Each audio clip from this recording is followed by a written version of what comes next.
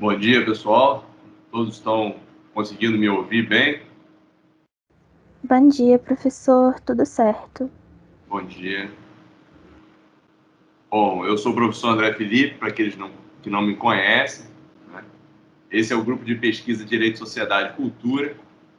Esse grupo de pesquisa tem uma história muito bonita com o tema da criminologia crítica.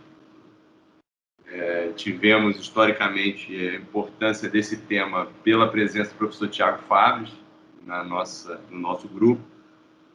E desde o final do ano passado, né, antes, inclusive, do falecimento do professor Tiago, então, o professor Tiago já estava na UFS. A gente vem fazendo uma aproximação com o professor Rafael Bolt, que também é da área da criminologia crítica, e a gente estabeleceu esse diálogo muito importante para as questões reflexivas, né, para as reflexões necessárias sobre a questão criminal no Brasil. A gente tem dentro do grupo de pesquisa Direito, Sociedade e Cultura, que é um grupo inscrito no CNPq. Né? Hoje a gente tem inscritos aqui como membros uns aproximadamente 70 alunos, entre mestrandos, graduandos e doutorandos.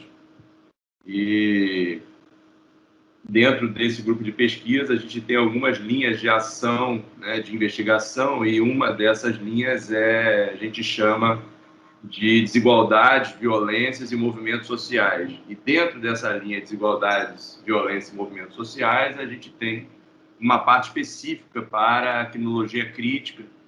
O professor Rafael Bolt tem me ajudado muito nessa questão, e o desenvolvimento dessas pesquisas, obviamente, para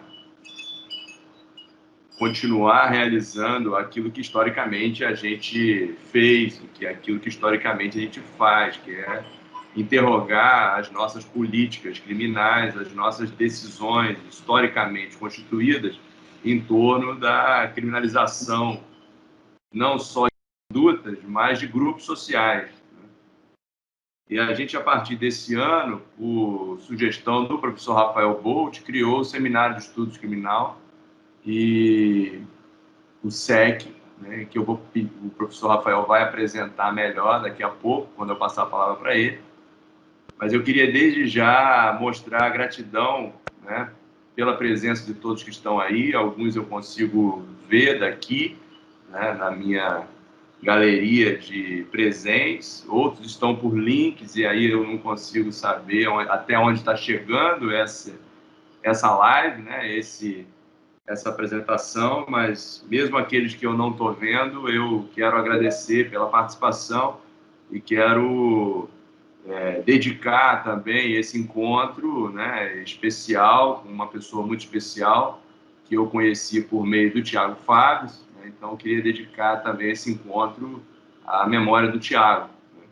Eu queria passar a palavra ao professor Rafael para que ele faça as devidas apresentações do SEC, do nosso convidado especial para essa manhã, tarde de hoje, né, e do tema a ser tratado, discutido, da relevância desse tema para nós.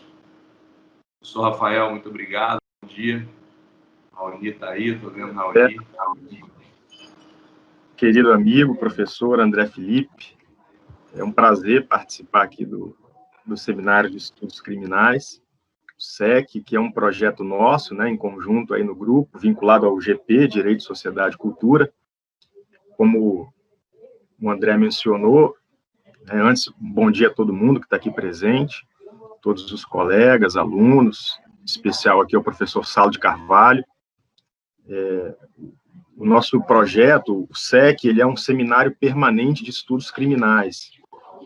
E a proposta do SEC, pessoal, desse seminário, é trazer para o nosso GP, para o grupo de pesquisa, coordenado pelo André, a criminologia de volta, e eu vou até um pouco além, o estudo das ciências criminais a partir de uma perspectiva crítica.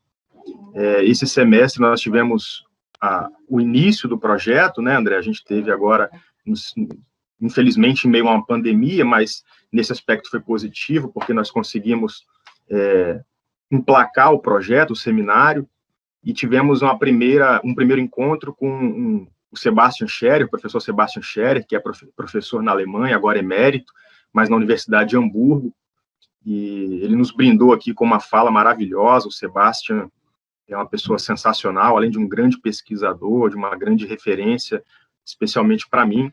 Então, foi um momento muito especial que nós tivemos aqui no mês de setembro, nesse primeiro encontro que abriu o Seminário de Estudos Criminais. E hoje, a gente tem um segundo encontro. Inicialmente, nós vamos ter 2 encontros por semestre, e depois a gente vai repensando o que pode ser em termos de aperfeiçoamento.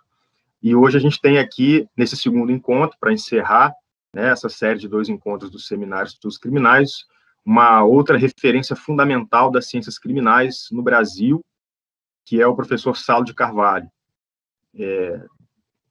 O Salo é, para mim, uma referência importantíssima, mesmo sem nos falarmos antes, nos conhecermos, né?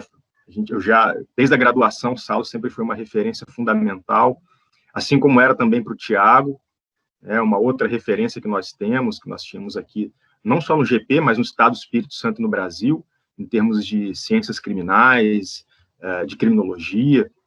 Então, é um prazer imenso poder contar hoje com essa fala aqui do Salo, com esse encontro aqui com ele. Nós participamos de um evento organizado pela Unilassalle, né, Daniel Achute ali participando, o Salo, em homenagem ao Tiago, há alguns meses, que foi um belíssimo evento. Tive o prazer, a honra de participar também. E toda homenagem é pouca para o Tiago, porque além de ter sido um grande pensador, uma grande influência para tantos alunos, para tantos pesquisadores, era um grande ser humano, uma pessoa maravilhosa, um coração gigantesco, e que faz muita falta e deixou muita saudade. Então, eu queria agradecer mais uma vez a presença de todo mundo, em especial aqui hoje a presença do professor Salo de Carvalho, que, como eu disse, é uma referência das ciências criminais no Brasil, do pensamento crítico, e aproveito a ocasião, né, já que o professor Sebastian Scherer participou da abertura, e hoje nós temos aqui o Salo, para, mais uma vez, divulgar aqui esse livro também, pessoal, que chama Teoria Crítica e Direito Penal. Os dois compõem os autores da obra, né? Essa obra foi lançada agora em setembro, a gente fez o lançamento aqui no GP, inclusive, com a presença do Scherer, e esse livro, Teoria Crítica de Direito Penal, foi lançado pela editora De Plasta, eu organizei, e o Salo é um dos autores. Ele é um dos autores da obra, com um belíssimo artigo, junto com o Sebastian também, com alguns outros textos. O professor Salo de Carvalho, ele é conhecido de todos nós, mas só uma rápida apresentação: é professor de Direito Penal e Criminologia na UFRJ, ele é professor também do programa de pós-graduação, mestrado e doutorado da Unilassalle, mestre, pós-doutorado na Universidade de Bolonha, em outras instituições, é advogado criminalista, e tem diversas obras extremamente importantes, uma das quais eu gosto bastante, é essa aqui, o Antimanual de Criminologia. É uma obra publicada agora pela Saraiva, um belíssimo livro, junto com tantos outros livros, como Pena e Garantias, Política Criminal de Drogas no Brasil, enfim, são muitos artigos, são muitos livros, não daria até para a gente expor todos eles aqui. Então, Salo, eu queria te dar as boas-vindas mais uma vez, agradecendo pela sua participação, por gentilmente ter aceito participar do nosso seminário aqui nesse grupo de pesquisa, e dizer que é um grande prazer. O tema que a gente havia combinado, né, a gente havia conversado, até um tema sugerido pelo próprio Salo aqui, é um tema bem interessante, pessoal, para quem é das ciências criminais, mesmo para aqueles que eventualmente não estejam pesquisando na área, né? O Salo hoje vai abordar aqui o controle de constitucionalismo, do substancialismo e do decisionismo na aplicação da pena, os efeitos da reforma do Código de Processo Penal. Então, esse é o tema, mas o Salo, óbvio, pode ficar muito à vontade, viu, Salo, para abordar, para trazer a sua perspectiva da forma que achar mais adequada, enfim. Fique muito à vontade, sinta-se em casa, é um prazer te receber aqui. Meu caro Rafael, André, bom te ver, bom vê-los. Eu que agradeço o convite. Por uma coincidência de agendas, ontem de noite eu estava com o Wilton na especialização, né?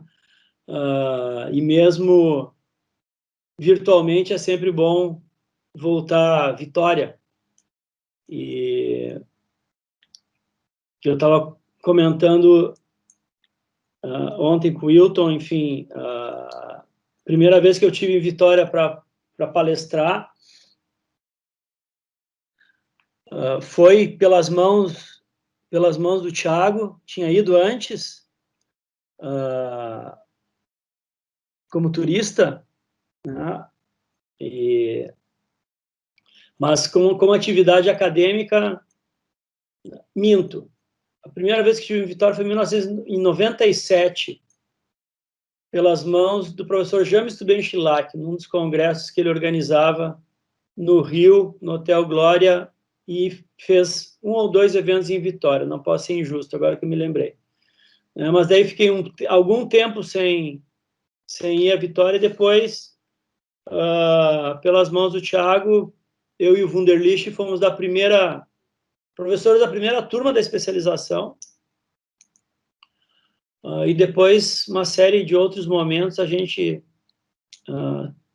teve junto aí. Então é sempre um prazer, e agora é quase uma obrigação, lógico que prazerosa, de estar com vocês aí para poder saudar a memória do Thiago, né, porque ainda está muito presente, dói muito ainda essa coisa inexplicável, né? Pensar que em janeiro ele esteve aqui em casa, pouco antes de falecer, enfim, uma coisa. Porque a gente era muito amigo, fomos vizinhos em Porto Alegre, inclusive,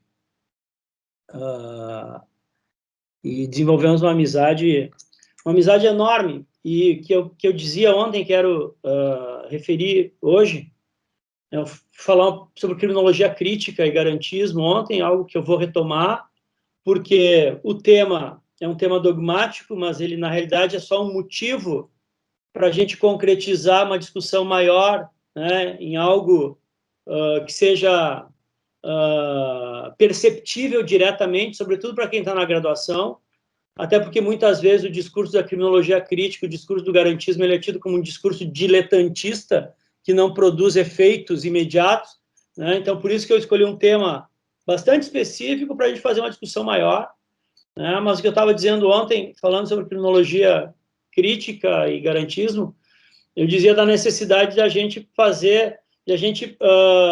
reforçar uma memória e marcar uma historiografia, porque é impossível falar de criminologia crítica no Brasil, por exemplo, sem falar em Roberto Lira Filho, né, no Criminologia Dialética, sem falar em Zaide Machado Neto, né, Direito Penal e Estrutura Social, sem falar em Juarez Cirino dos Santos na Criminologia da Repressão e na Criminologia Radical. É impossível falar em pesquisa criminológica crítica no Brasil, e no feminismo criminológico crítico, sem falar na pesquisa da Julita Lengruber de 1976, né, no presídio Tavaleira Bruce, aqui no Rio de Janeiro, uma pesquisa empírica conduzida pela criminologia crítica com uma dimensão feminista, né, assim como é impossível falar em pesquisa criminológica crítica nos presídios sem falar do Augusto Thompson, né, nas pesquisas do início da década de 70. Né, por que eu estou falando? Por que eu estou fazendo essas referências? Porque muitas vezes a gente acaba perdendo alguns referenciais que são referenciais fundamentais, e a gente vai para uma discussão, em muitos casos, a gente parece que parte de marcos zeros de discussão, quando mesmo na crítica nós temos uma tradição consolidada, e essa tradição ela tem que ser marcada, né? E falo isso, falando desses gigantes da criminologia crítica brasileira, falo isso, mas para falar de uma criminologia crítica desenvolvida no Espírito Santo, que já tem uma história, que já tem uma consolidação, né? A Mari chegou aqui ela estava tomando mate sozinha lá embaixo, daí eu pedi para ela me trazer um chimarrão. Eu disse pro Rafael que eu ia descer para fazer um café e já entrava. Na realidade, daí eu vi que a Mari estava... Estou aqui com o André e o Rafael, Mari. Manda um beijo, não vai aparecer que eu tô... Ela tá mandando um beijo para vocês, diz que não vai aparecer porque ela tá muito desarrumada. Ok. Mas o que eu estava dizendo, eu faço essas referências, que são referências que vocês conhecem, né?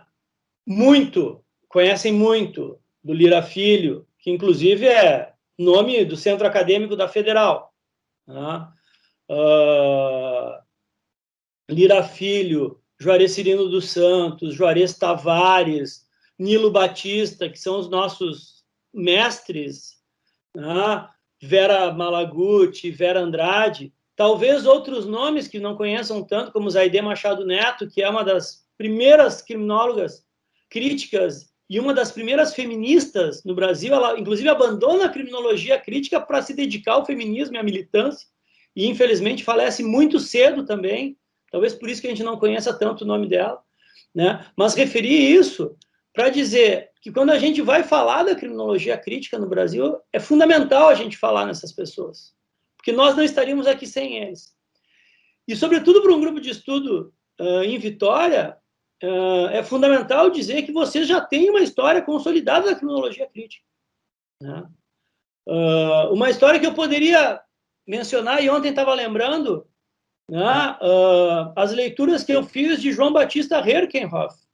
Na minha graduação, um juiz capixaba com uma postura, né, crítica, com uma postura alternativa, talvez muito mais na criminologia de forma intuitiva do que de uma construção teórica, mas um juiz intuitivo que se alinhava na filosofia do direito, na sociologia do direito, a uma perspectiva crítica, né? E que, com essa geração, né, que é nova, sim, mas já se consolidam com nomes que merecem ser trabalhados e retrabalhados, né? Eu lembrava ontem com o Wilton que, numa frase do Tom Jobim, que ele dizia que no Brasil, na música, quem fazia sucesso parecia que era uma ofensa pessoal, né? Significa dizer que isso é uma tradição, infelizmente, comum na nossa academia, pegando esse gancho com Tom Jobim, né? No Rio Grande do Sul, a gente costuma dizer que quem consegue ultrapassar o Mampituba, que é aquele rio né, aquele trecho de rio, do Rio Uruguai, que faz a divisa entre Rio Grande do Sul e Santa Catarina, quem ultrapassa, né, quem consegue ter um mínimo de projeção nacional, acaba sendo fritado, né, no Rio Grande do Sul, né? Isso aconteceu com César Roberto Bittencourt, com uma série de pesquisadores, com Auri, né? Então a gente tem um pouco esse ranço de quem consegue alguma projeção fora da nossa aldeia, né? Mas isso não pode nos atingir, nós da crítica, né? Por isso que falar do Thiago, né, é falar de uma tradição que está consolidada no país, né? E que vocês, sobretudo alunos, precisam saber disso, né? É falar de Thiago, é falar do Nelson Camata, é falar do Clécio Lemos, né? Que eu estou com, enfim, estou com a tradução do Sutherland aqui atrás, né? Feita pelo Clécio, pelo grupo de pesquisa. É falar do André, é falar do Rafael, é falar do Ricardo Geneliu, né? Ou seja, já tem um volume, né, de discussão, né? Um volume de pesquisa, né, produzida em Vitória, produzida no Espírito Santo, que faz jus a essa tradição e, repito, hoje está consolidado no Brasil, né, como um polo, como um centro, né? Por isso, quando o Rafael e o André fizeram o convite, assim, não é a obrigação, a convocação, ela não é no sentido, né, ruim do termo, né? Pelo contrário, é no sentido do comprometimento que eu tenho, né, com esse grupo, porque é um grupo que, não por outra razão, né, não por outra razão, o segundo encontro do Grupo Brasileiro de Criminologia Crítica, que a gente fez lá em 2014, 2015, o segundo encontro foi em Vitória. Por quê? Porque a gente viu quando a gente fez o primeiro encontro, a gente pensou, bom, quais os grupos de pesquisa que já estão consolidados e que podem receber, né, com volume de pesquisa, o grupo brasileiro, né?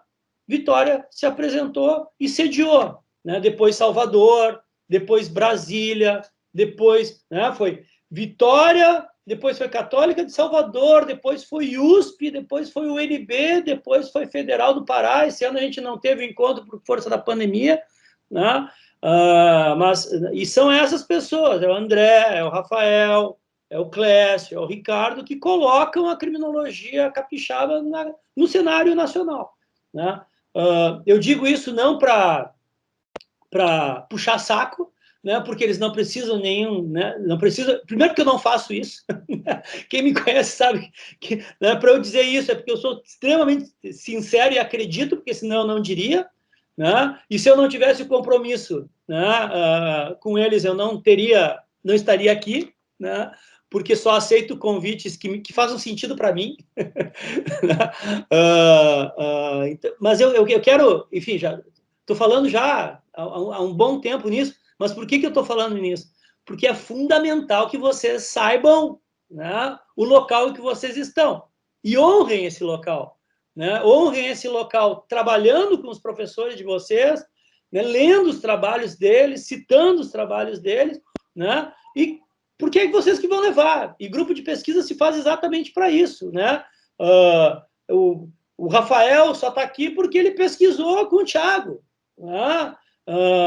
O Thiago só se consolidou porque ele foi pesquisar no Rio Grande do Sul com o Lênio, e eu tive uma parcela de culpa nisso, né?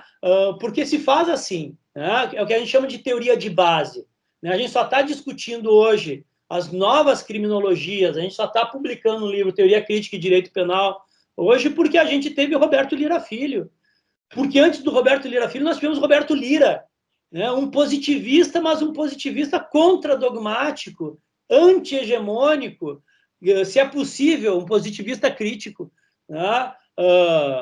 Por maior que seja a contradição em falar num positivista crítico, né? Mas é uma pessoa que, se a gente for estudar crítica ao sistema penitenciário no Brasil, o Roberto Lira Pai é o primeiro antipenitenciarista, é o primeiro. Se a gente for identificar um movimento anticarcerário, a gente vai ter que fazer honra ao Roberto Lira Pai, né? Enfim, né?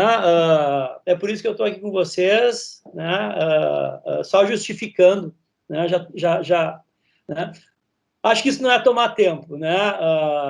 Eu acho isso importante para localizar, para fazer essa historiografia. Isso é importante para nós hoje, gente.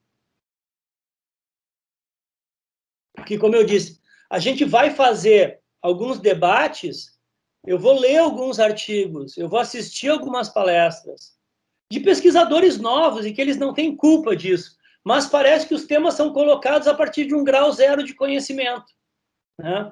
Como, por exemplo, se a criminologia feminista no Brasil tivesse começado na década passada, quando a gente tem que ir lá na Julita Lengruber e na Zaide Machado, inclusive para honrá-las, né? E não apagá-las dessa história, como a própria criminologia feminista denuncia, né? Dessa visão e dessa perspectiva, né, misógina que tem, inclusive, na própria criminologia crítica, né? Isso denunciado por várias criminólogas feministas, e corretamente, né? Mas para que a própria criminologia feminista não apague essas mulheres, né? Quando a gente vai falar em criminologia negra, a gente tem que pensar, inclusive, nas próprias pesquisas da AID, né, sobre mulheres nordestinas no mercado de trabalho, né? Assim, estudos que são belíssimos, né? Assim como, daí entrando no tema, né, eu escolhi essa questão, repito, que é um tema dogmático, mas para poder falar sobre garantismo e para poder falar sobre criminologia crítica, né? Porque também, né, quando se toca no tema garantismo, sobretudo hoje no Brasil, é um ponto zero do conhecimento. Parece que isso foi uma discussão colocada na última década, né, quando, na realidade, a gente tem uma longa tradição para falar disso no Brasil e muito provavelmente o Thiago foi um dos responsáveis por consolidar o garantismo no Brasil com as pesquisas que ele fez com o Lênio, né? Bueno, o tema, o controle do substancialismo e do decisionismo na aplicação da pena, né? Eu estou trabalhando aqui com duas categorias, né? Decisionismo e substancialismo, que são categorias centrais que o Ferraioli utiliza para nominar, para classificar aquilo que ele chama de sistema inquisitório. Né? Então, termos substancialismo e decisionismo, eles nos remetem para esse local. Né? O Ferraioli, né, quando ele pensa no direito e razão um sistema de garantias, ele cria um tipo ideal de forma bem weberiana, né?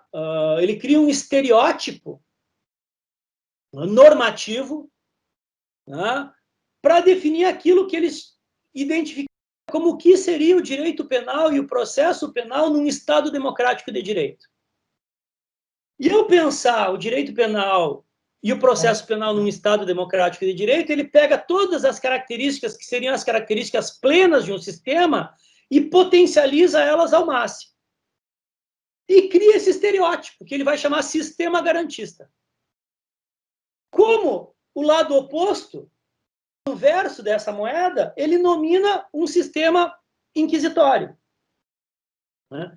Que é a negação desse sistema garantista e que, por ser a negação, seria o sistema que vige, né? O sistema que caracteriza um Estado autoritário, né? Um Estado não democrático de direito. Né? E o que ele faz? Na realidade, ele cria esses dois tipos ideais, cria esses dois estereótipos, que são estereótipos conceituais e meramente classificatórios. Né? Um sistema garantista, ele não é pleno. Eu não encontro ele na realidade. Eu não encontro ele como um fenômeno da natureza. Né? Utilizando uma terminologia criminológica, porque, né, é inegável que todos aqui, pela natureza do grupo, né, tenham essa dupla militância, que é a característica da criminologia crítica latino, né, de uma dogmática crítica, de uma crítica dogmática e de uma criminologia crítica, porque isso é importante também, isso marca a nossa criminologia, a nossa brasilidade, que é unificar um pensamento criminológico que é empírico com um pensamento dogmático crítico. Né? Vou falar um pouquinho mais sobre isso, se a gente tiver tempo. Né? Mas o que o Ferraioli faz, em termos de tipo ideal, inspirado em Weber, é um pouco o que o Lombroso fez, quando ele criou a imagem do criminoso nato. A gente não encontra criminosos natos na natureza. O que Lombroso faz é construir um estereótipo. Né? Um estereótipo anatômico, um estereótipo estético. Né? E daí ele molda aquela pintura mais ou menos como uma caricatura. Quando a gente, né, no centro da cidade, normalmente, né, do lado daquele lambe-lambe, tá o cartunista ali, né, sentado com o banquinho na frente, e a gente senta e ele vai fazer uma caricatura da gente. Né? Não é uma foto, porque não reflete a nossa existência na natureza. Mas o que esse caricaturista, né, esse cartunista genial vai fazer, né, que certamente tem né, hoje, agora, nesse momento, no centro de Vitória, como tem aqui no centro do Rio de Janeiro? Ele vai pegar as nossas principais características anatômicas da face e vai potencializar. E vai transformar aquilo, né, num objeto num objeto cômico. Né? Então, eu nunca fiz uma caricatura, mas é inegável, né? Porque eu já sei, porque eu conheço teoricamente como funcionam os tipos ideais, que se eu sentar na frente de um caricaturista, ele vai me desenhar com uma testa enorme, com olheiras extremamente relevantes, agora está um pouquinho por causa do óculos, né? Com um nariz gigantesco, né? Com cabelos esgrenhados, que não é exatamente o que eu sou. Dá características básicas para que quem não me conhece ou quem me conhece possa identificar, aspas, o tipo ideal do Saulo. Né? O que o Lombroso fez foi isso. Né? Não existia um criminoso nato, né, na natureza, embora ele vá encontrar lá no cadáver do Vilela, né, a fosseta occipital média, enfim, vocês conhecem essa história, ele vai pegar as características medianas daquela população encarcerada que ele encontrou lá nos presídios da Itália e vai fazer caricaturas. Essa caricatura serve para quê? Para classificar. Então, eu tenho essa foto do criminoso nato e eu tenho, do outro lado, a foto do não criminoso nato. Isso permite a Lombroso e a todos os criminólogos positivistas o quê? Jogar qualquer um de nós ali no meio, entre aqueles polos, para ver para onde a gente pende. Quanto mais eu me aproximar, mais criminoso eu sou. Quanto mais eu me distanciar, menos eu sou. Tá? O que o Ferraioli faz quando ele cria um sistema garantista? Ele faz o mesmo procedimento. Ele cria um estereótipo, né, do que é o modelo de um direito penal num Estado democrático de direito, regido por um princípio da legalidade, uma política criminal regida por um princípio de necessidade, as penas regidas por um princípio de proporcionalidade, né? Uma culpabilidade que é uma culpabilidade de fato e não de autor, né? Um modelo processual ancorado num princípio do acusatório, onde o juiz se distancia da prova e não tem iniciativa, onde o juiz é um juiz espectador, onde os tipos penais regidos pela taxatividade, né, são totalmente claros, sem ambiguidades, sem contradições, sem lacunas, um processo penal regido por um princípio de presunção de inocência pleno, com ampla defesa, com contraditório, com duplo grau de jurisdição, né, sem prisão preventiva, com prisões, né, condenação limitadas no tempo, ele vai construir esse modelo. E o lado oposto, ele vai construir o sistema inquisitório, que é exatamente a negação de toda essa principiologia. Ao invés de eu ter um juiz espectador, eu tenho um juiz ator. Né? O juiz no sistema acusatório, ele assiste as partes a produzir a prova. E, ao final, ele toma a palavra e sentencia, fundamentando ao extremo o seu ato. O juiz inquisitor é o contrário. Ele participa da produção da prova como se parte fosse durante todo o processo e, ao final, na sentença, ele simplesmente enuncia o resultado final sem fundamentar de forma adequada. Né? O tipo penal do sistema garantista, se ele é fechado, né, se ele não tem elementos normativos no sistema inquisitório, ele é o oposto. Né? Mas como, eu disse para vocês, como não existe um criminoso nato na natureza, não existe um sistema garantista ou um sistema inquisitório in natura. Nem mesmo os modelos de Kremer e Sprenger, lá do Manual dos Inquisidores, ou o Directorium Inquisitorum, né? Nem esses modelos, que seriam os modelos mais plenos do inquisitorialismo, nós temos totalmente uma negação ao direito de defesa. Mesmo os sistemas mais fascistas, né, eles acabam dando alguma margem de contraditório. Inclusive alguma margem para tornar aquele modelo que é autoritário com uma certa aparência de democrático. Se isso a gente for analisar, sobretudo a nossa experiência no último século, no século passado, melhor dizendo, né, dos modelos autoritários, se a gente tomar a experiência dos fascismos, né, na década de 20, 30 na Europa, a experiência das ditaduras militares na América Latina na década de 60, 70, 80, mesmo aqueles modelos autoritários que se refletem no processo penal, eles tentam maquiar, né, o seu sistema, dando uma aparência de legalidade, dando uma aparência de contraditório, né? Sempre, no mínimo, formalmente isso aparece.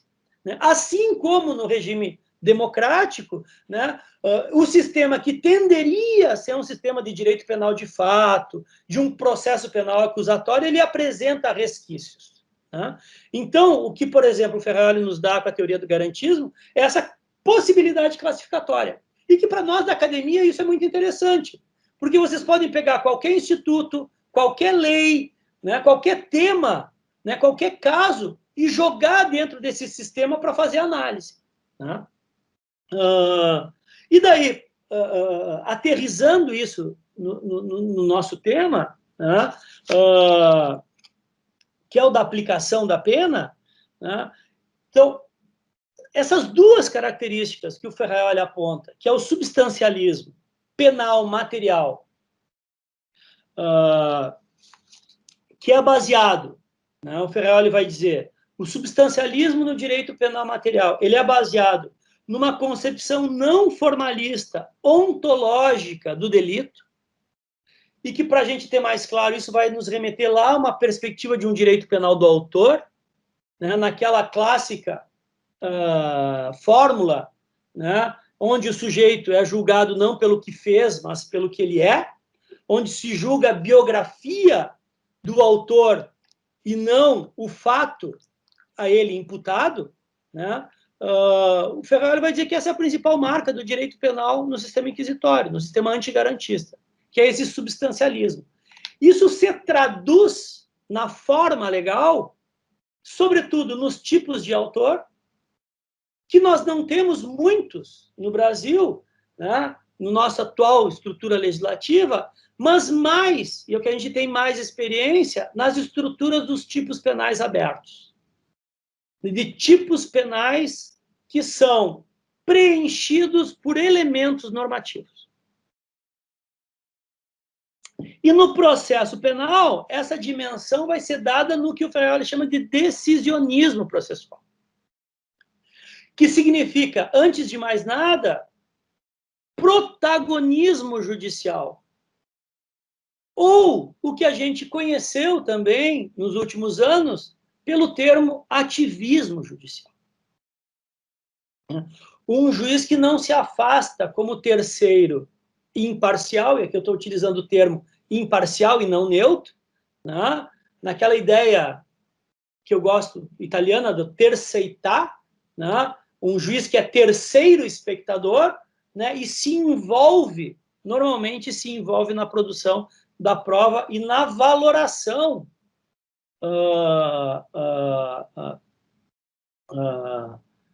ligada, né, à acusação desse material processual. Essas duas dimensões, né, no direito penal material e no direito processual penal, elas definem um pouco a nossa estrutura na aplicação da pena.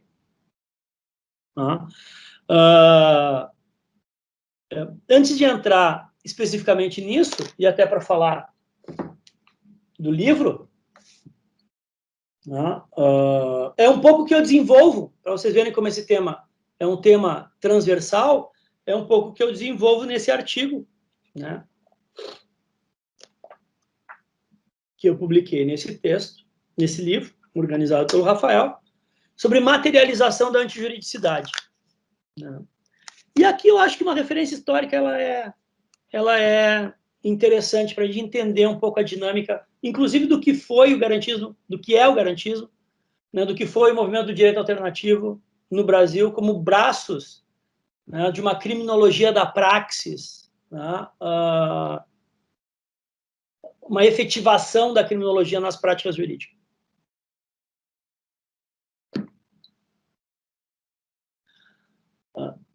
A ideia de materialização do direito, ela está totalmente ligada a essa ideia que eu falei para vocês dos elementos normativos do tipo. E quem estudou a teoria do delito, né, quem lembra lá das aulas de tipicidade, vai lembrar que em determinado momento o professor disse, olha, os elementos do tipo objetivo, né, além do núcleo, do verbo núcleo do tipo, dos sujeitos, nós temos, na estrutura da tipicidade, elementos descritivos e elementos normativos. Essa é uma divisão clássica, né, da teoria do delito. Elementos descritivos seriam elementos não valorativos, aqueles que, em tese, eu consigo aprender da natureza. Embora eu concorde com o meu amigo Paulo Queiroz, que todos os elementos são elementos normativos. Mesmo quando a gente fala morte, quando a gente fala noite, quando a gente fala mulher, homem, são elementos também que têm uma conotação normativa.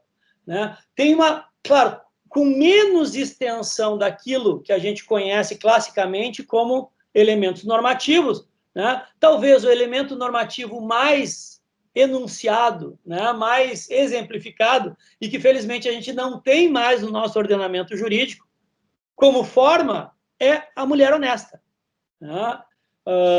Mulher seria um elemento descritivo, porque na natureza nós conseguiríamos identificar, pela experiência, uma mulher, diferenciar uma mulher de um homem. Estou pensando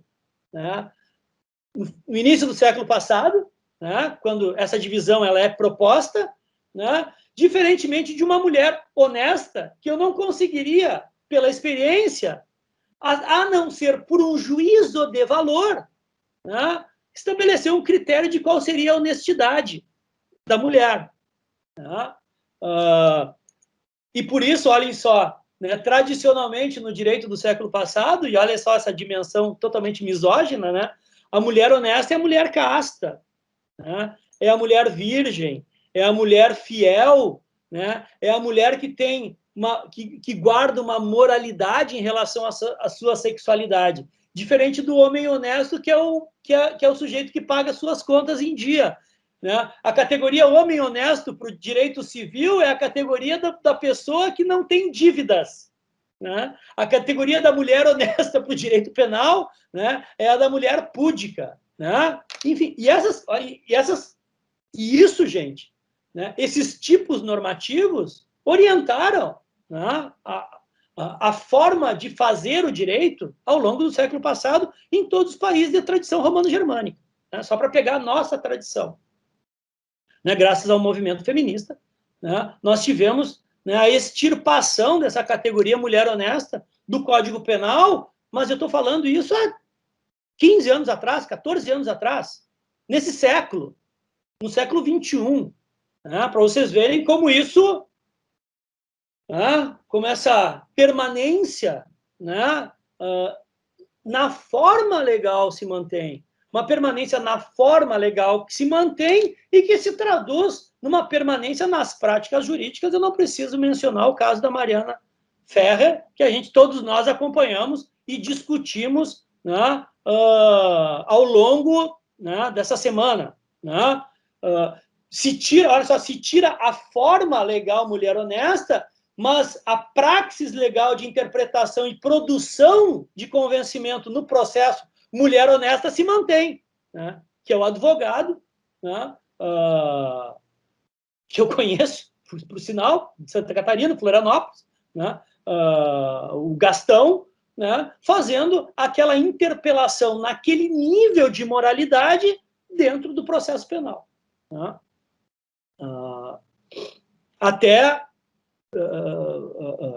Bom, todo mundo postou alguma coisa sobre isso, porque foi tão chocante, isso causa tanta revolta que as redes, e tem que ser falado mesmo isso, e hoje eu recebi de manhã uma mensagem de uma juíza amiga, e ela dizendo: Salo, acho que nós cometemos um equívoco em relação à postura do juiz e à postura do promotor, porque assim como tu fez, eu fiz também, criticando que o juiz e o promotor teriam sido omissos, que não tomaram, que não protegeram, mas agora tem o vídeo na íntegra, assiste a audiência na íntegra, diz: eu vou assistir, enfim, só para...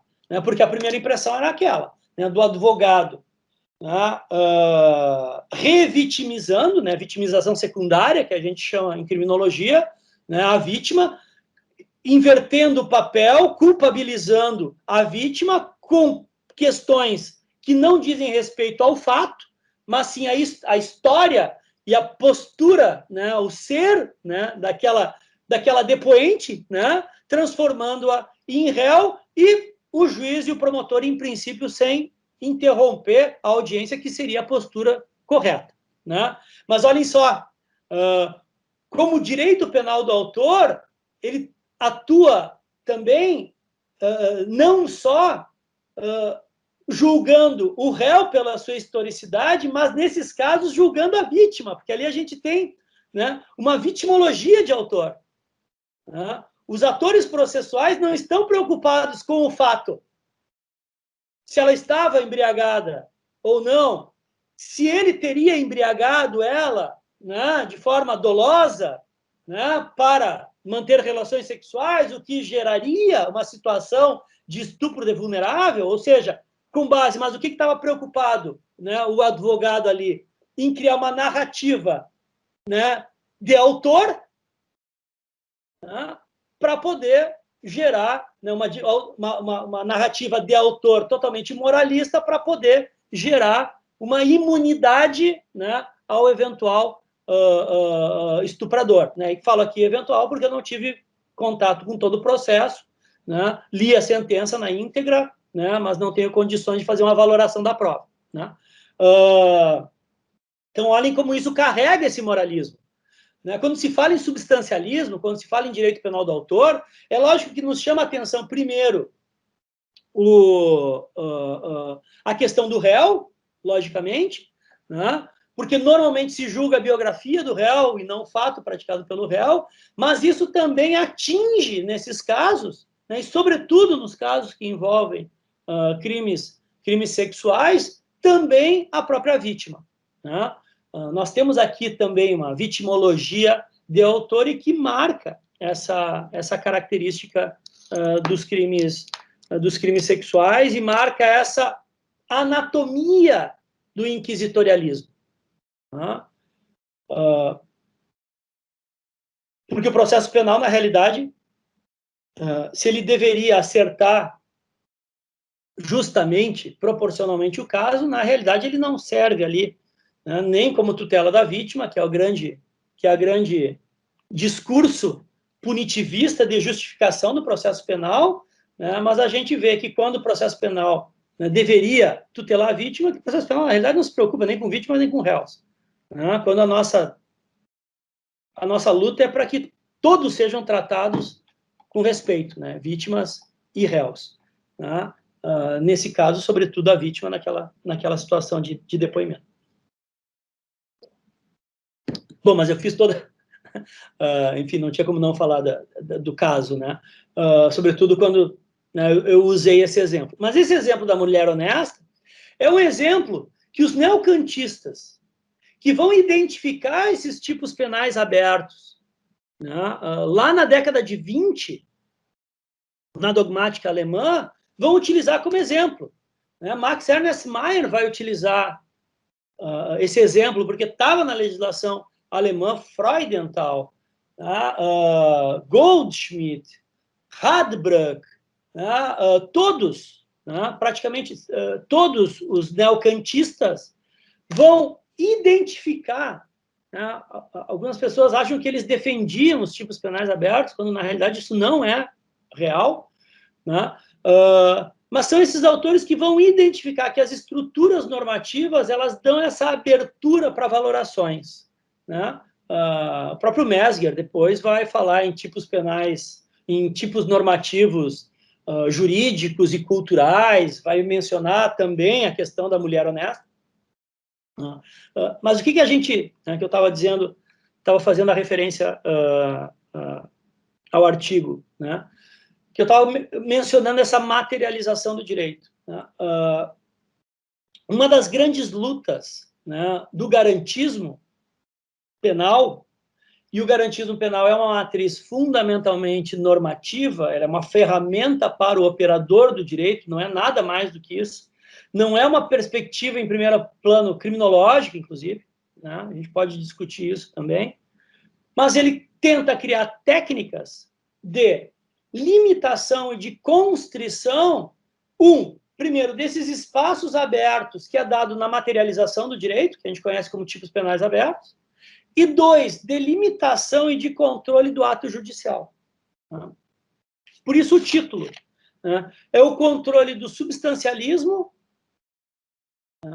da interpretação dos tipos penais abertos, que eu estou querendo dizer aqui, e do decisionismo, da atuação judicial, inclusive interpretativa, né, na aplicação da pena, mas poderia ser na aplicação das nulidades, na aplicação da prisão preventiva, em qualquer circunstância, porque também nesses tipos processuais, vamos pegar o que é a ordem pública.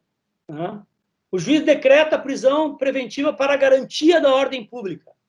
Né? Isso é um tipo penal aberto processual, né? Que abre espaço para o decisionismo, que abre espaço para o substancialismo, assim como a gente tem lá no artigo 59 que o juiz, para aplicar a pena, deve valorar a personalidade do réu. A questão é como e se é possível fazer um controle dessa tipicidade aberta. Por quê? Repito, e daí concordo com o meu amigo Paulo Queiroz. Tem um artiguinho bem interessante do boletim do IBCCRIM, que eu acho que é 10 teses, 10 axiomas sobre tipicidade penal. E um deles é esse, né, que todos os tipos penais são abertos. Claro, ele está trabalhando muito com teoria da linguagem, e eu lembro das minhas aulas com Vará, no mestrado em Santa Catarina. Né? Vará, aliás, que tem belos textos sobre direito penal, né? Tem um... Deixa eu ver... Putz, não tá... Eu estou me mudando, eu estou com metade... Segunda-feira eu mudo daqui, então eu olhei para o lugar que estava o livro do Vará, não está mais aqui. Mas o Vará tem uma coleção publicada pela Fabris, Introdução ao Estudo do Direito, né? Não me lembro, 3 volumes, e um dos anexos do volume 1 é Teoria Geral do Delito. Né? Texto antigo dele, bem interessante, e, sobretudo, o Vará, como um cara, né, que sempre trabalhou a teoria da linguagem, né, ele vai explorar muito isso. Né? Não por outra razão, um dos principais livros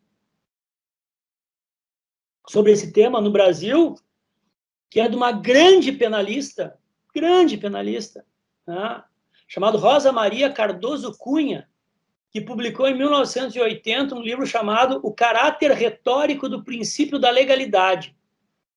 Né? Quando eu vim morar aqui no Rio, eu descobri que a Rosa Maria era minha vizinha, né? De quadra, né?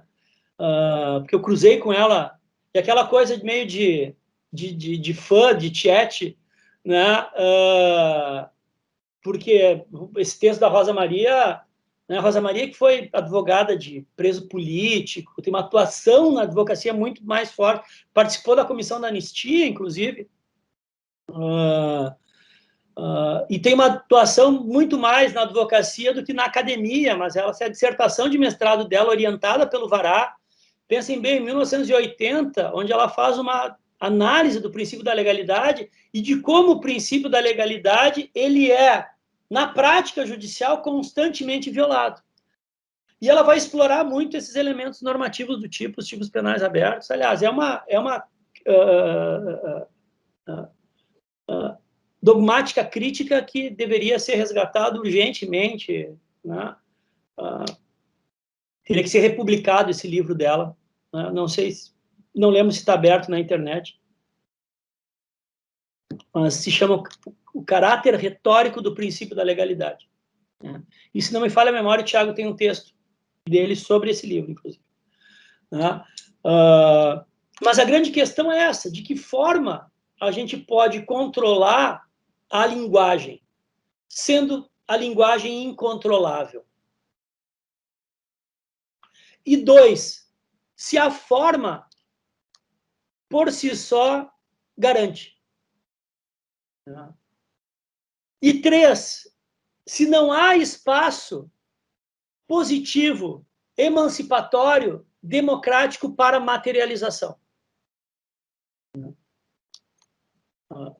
E o debate que eu faço no livro, que daí ele não é na questão da aplicação da pena, mas é na questão do ilícito, ele vai discutir um pouco a crítica que vários penalistas, garantistas, poderíamos chamá-los hoje, inclusive um grande Já foi também, queria mostrar o livro. Né? Um grande pensador da escola de Frankfurt, que infelizmente não chega muito no debate dogmático, no debate jurídico, é Franz Neumann. Né? Não é o Neumann atual da escola de Frankfurt, né? É o Franz Neumann, que vai defender a dissertação dele. A dissertação não, que seria hoje o trabalho de conclusão de curso, né? O TCC, né? Mas que era considerado um doutorado na época, em 1922, sob a orientação do Max Ernst Mayr em Frankfurt. E esse autor é um autor extremamente interessante, que faz uma crítica muito forte à materialização no direito, imputada ao neocantismo, né? Sobretudo aquilo que a gente conheceu como ilícito material. Porque a materialização do direito, sobretudo sob o fascismo, né, e a experiência do direito penal nacional-socialista, né, demonstra isso, de um total abandono do princípio da legalidade para a construção e admissão de um ilícito extralegal. Né? Um ilícito não formal, mas um ilícito material. Né? Se a gente pegar a categoria que é a mais conhecida de todos, né, do espírito do povo, né, do Volksgeist. Né? E aqui o Rafael corrige a minha pronúncia se eu estiver muito errado.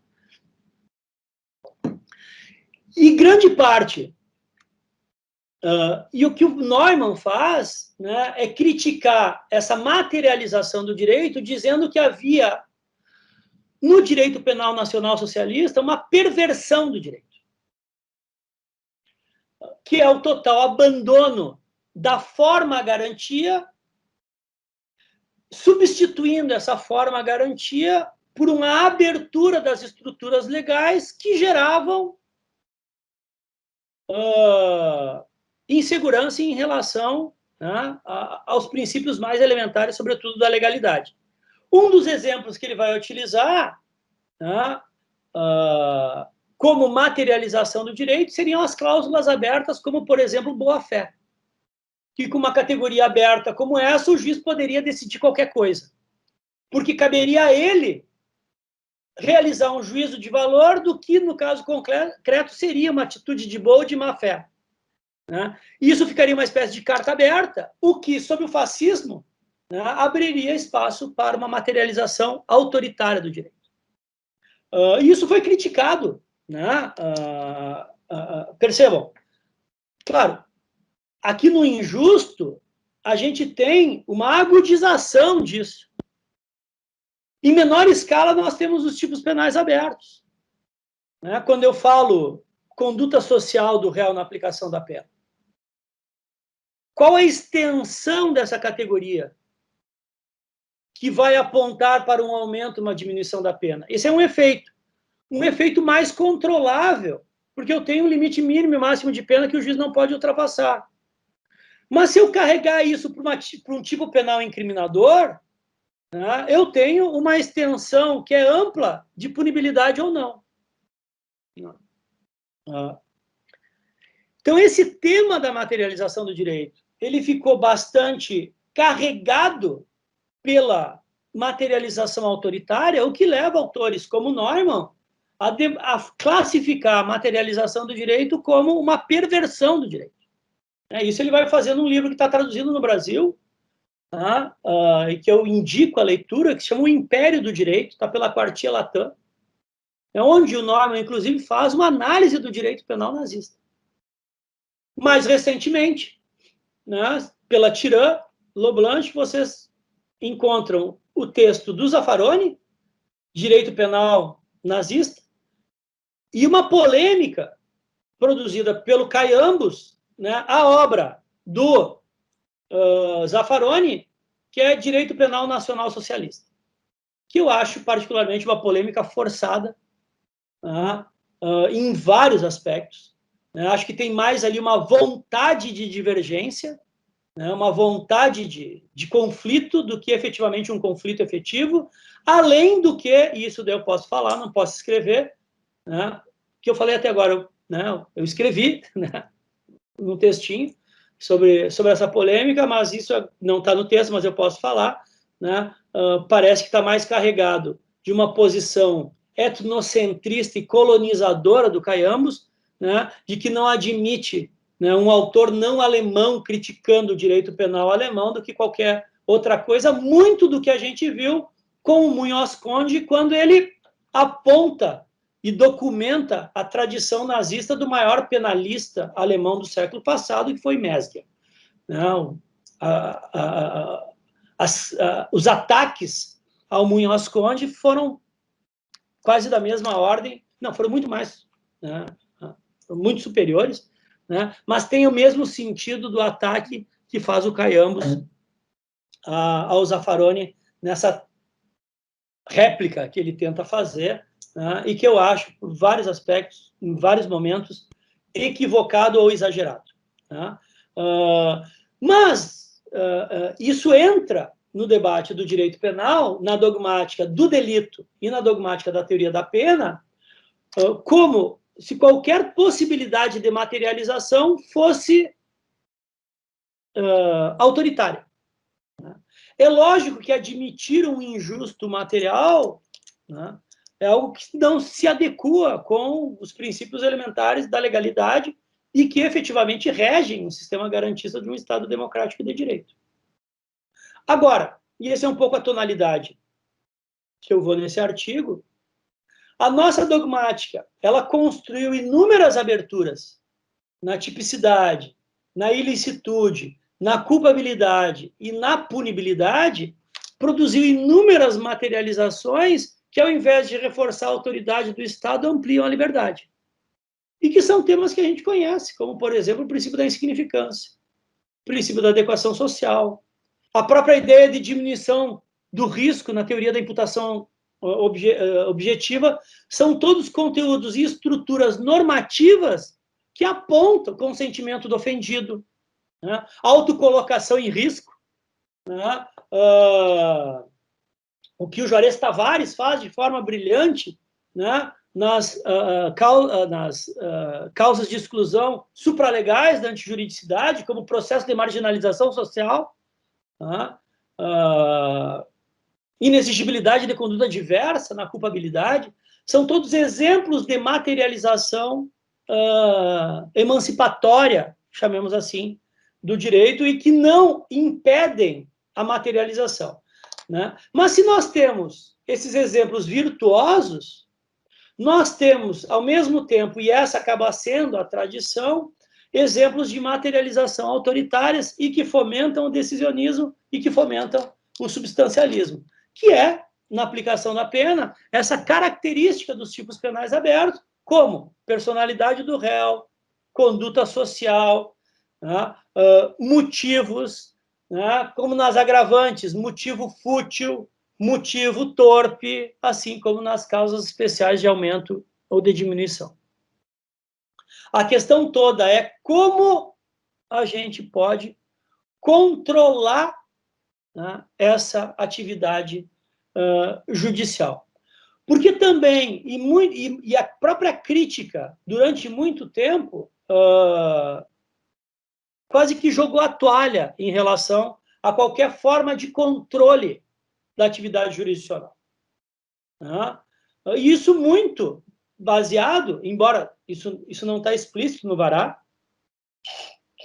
mas as conclusões do Vará, o diagnóstico que o Vará faz no Brasil, assim como o diagnóstico que Ernest Mayr faz, né, nas normas de cultura, né, normas jurídicas e normas de cultura, né, ele, um neocantiano sul-ocidental, de Baden, né, axiológico, né, dizer que as normas penais, que os tipos penais são todos abertos, como dizia o Vará nas aulas, eu esqueci de dizer, ele dizia mesmo quando fala em morte. Morte não é um elemento descritivo, porque eu preciso um juízo de valor se uma morte, se o sujeito tem uma morte cerebral, se aquilo é morte ou não é morte. Só nesse espaço eu tenho um espaço de ambiguidade. Claro, é um espaço de ambiguidade mais controlado do que mulher honesta. Mas mesmo naquilo que a gente imputou como elementos descritivos, eu tenho, pela formação natural da linguagem, ambiguidades, contradições. O que, de certa forma, a teoria crítica eu estava dizendo, em determinado...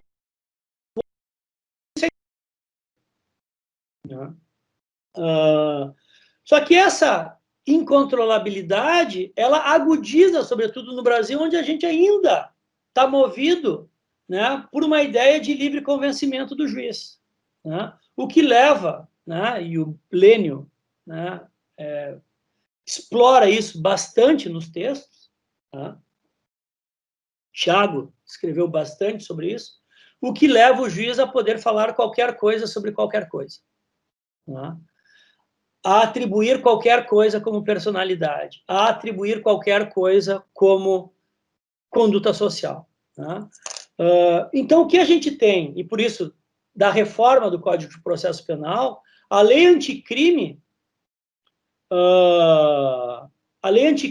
ela é uma lei, não nos espanta, porque leis esquizofrênicas é uma realidade que, infelizmente, não é nova no Brasil.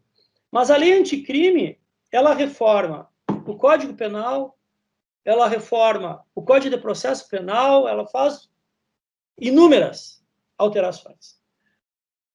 No Código Penal, e vou me deter a um só exemplo, que é um aumento da pena máxima do artigo 75 do Código de 30 para 40 anos, isso é extremamente prejudicial. Eu escrevi, inclusive, e acho que, inclusive, não passa num controle de convencionalidade. Porque nós nos comprometemos, no Pacto de São José da Costa Rica, a não retroceder em termos de garantias individuais.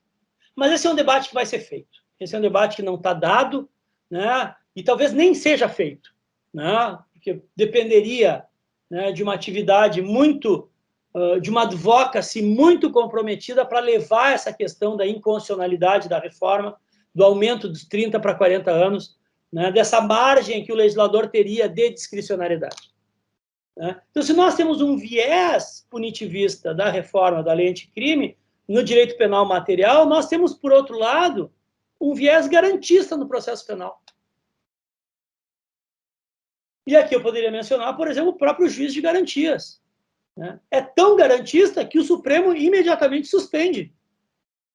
Isso é um sintoma, né? Porque o nosso judiciário, ele é um judiciário que baseia suas decisões num populismo judicial, infelizmente. O nosso Supremo, boa parte dos nossos ministros tem essa perspectiva. Infelizmente, talvez o mais imune a isso, nosso decano se aposentou no mês passado. Mas o que o Código, essa reforma na parte do Código de Processo Penal faz é trazer para dentro do Código de Processo Penal aquilo que já estava previsto na reforma do Código de Processo Civil, que é retirar a ideia de livre convencimento motivado, que abre margem para que o juiz, citando o Lênio aqui, fale qualquer coisa sobre qualquer coisa, e estabeleça pautas de controle da decisão a partir da ideia de coerência e integridade. O que nos transforma e o que nos transporta para um campo de batalha e nos transforma em ativos na construção de significados para limitar esses tipos penais. Então, como é possível limitar? Como é possível fazer esse controle? E o exemplo que eu vou dar é pegando a própria aplicação da pena no próprio artigo 59.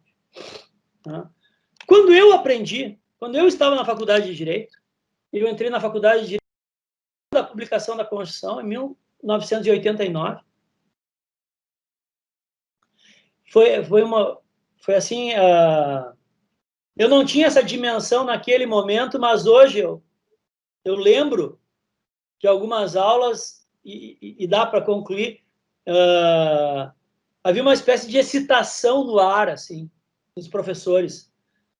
Porque com a nova Constituição, assim, parecia que tudo era possível, né, em termos de efetivação de direitos, né, função social da propriedade, né, enfim, inúmeros institutos, né, o artigo 5º ali a ser explorado, né, as aulas de direito penal, assim, E aquele problema, como é que a gente vai interpretar esses códigos antigos, velhos, com essa nova Constituição, né? E o que a gente acabou tendo foi algo muito parecido com o que o próprio Neumann faz de diagnóstico em relação à Constituição de Weimar. O que o Neumann diz em relação à Constituição de Weimar? Uma Constituição progressista, que traz, inclusive, o princípio da função social da propriedade, está lá na Constituição de Weimar.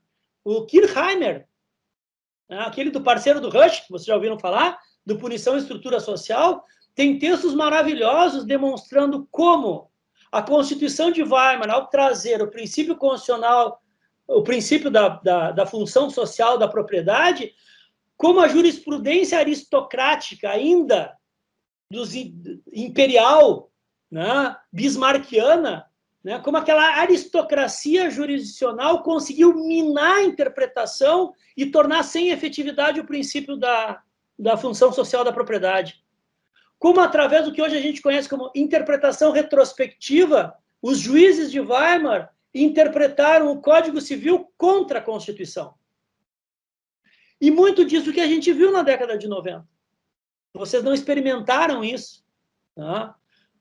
Mas a gente via naquilo que a gente chama de jurisprudência retrospectiva, de não tornar efetiva a Constituição para validar o Código.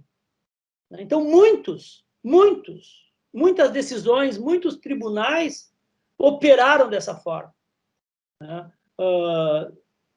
Despotencializando os princípios constitucionais e efetivando legislações fascistas, como é o próprio Código de Processo Penal. Então, quando eu aprendi o que eram antecedentes criminais na aplicação da pena, o meu professor Ney Fayette, e eu terminei a disciplina, levei a prova, me lembro direitinho, eu levei a prova para ele, eu entreguei a prova final, disse, professor, eu gostaria de um estágio no seu escritório, pode ser voluntário, porque eu queria trabalhar com ele. Foi o primeiro estágio que eu fiz na faculdade. E depois, quando meu primeiro contrato com uma universidade, eu fui dar aula exatamente da disciplina de aplicação da pena que era do professor Ney Fayette, por isso essa minha paixão, né, nessa minha linha de pesquisa sobre a aplicação da pena. Mas o professor Ney Fayette dizia o seguinte, olha, a nossa jurisprudência, os nossos tribunais consideram, primeiro dizer, antecedentes criminais é um tipo normativo, que eu não encontro puro na natureza, não é descritivo. Não é consequência do delito que eu consigo, de alguma forma, estabelecer uma medida. Então, a gente tem que interpretar o que é antecedentes criminais. E o nosso tribunal, a nossa dogmática, a nossa tradição jurídica, dizia o professor Ney Fayette, considera como maus antecedentes criminais, o que vai nos fazer aumentar a pena base, qualquer contato do sujeito com o sistema penal. Então, se você tiver um registro criminal, mesmo que esse registro criminal não tenha gerado um inquérito, o juiz pode utilizar isso como maus antecedentes. Se eu tiver um inquérito em andamento, ou um inquérito, inclusive, arquivado, o juiz pode utilizar como maus antecedentes. Se eu tiver um processo penal em andamento, isso é maus antecedentes. Se você for processado e for absolvido por falta de prova, ou tiver declarada a prescrição, isso pode ser utilizado como maus antecedentes. Se você foi absolvido e o promotor de justiça recorreu e está sob julgamento, isso pode ser considerado maus antecedentes. Qualquer contato com o sistema penal poderia ser maus antecedentes. Assim como ele dizia, e conduta social, qualquer Se você for réu em qualquer processo não penal, isso é má conduta social. Se for réu num processo de família, isso é má conduta social. Se você for réu num processo trabalhista, num processo por dívida, homem honesto, lembrem lá, isso vai ser uma má conduta social. Olhem só, como a jurisprudência conseguiu controlar esse tipo penal aberto? Dizendo, e vocês já sabem, que para fins de aplicação de pena base, não poderão ser valorados inquéritos em andamento e ações penais em andamento. Simularam isso na súmula 444. Depois, uma disputa de narrativa dogmática.